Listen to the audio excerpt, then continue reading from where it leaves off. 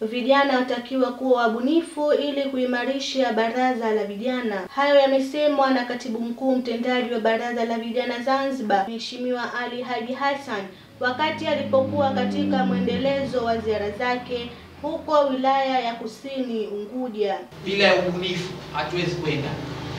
Bila nini? Lazima tukae watu kama watu.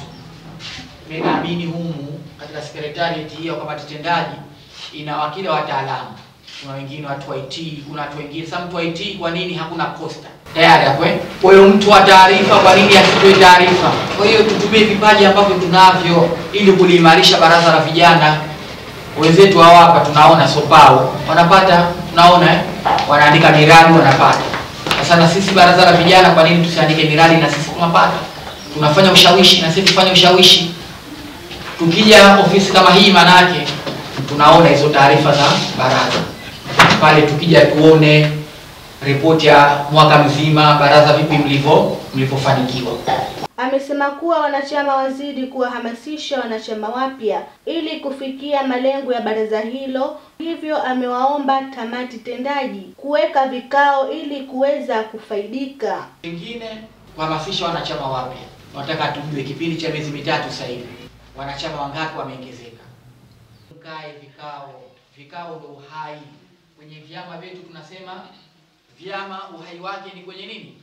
Vikao. Kwa hiyo sisi tukae popote pale panapo changamoto tuambieni wenyetu tunapambana. Kwa hiyo tutasaidiana hicho kidogo. Keki hii ya taifa tutagawana hivyo hivyo.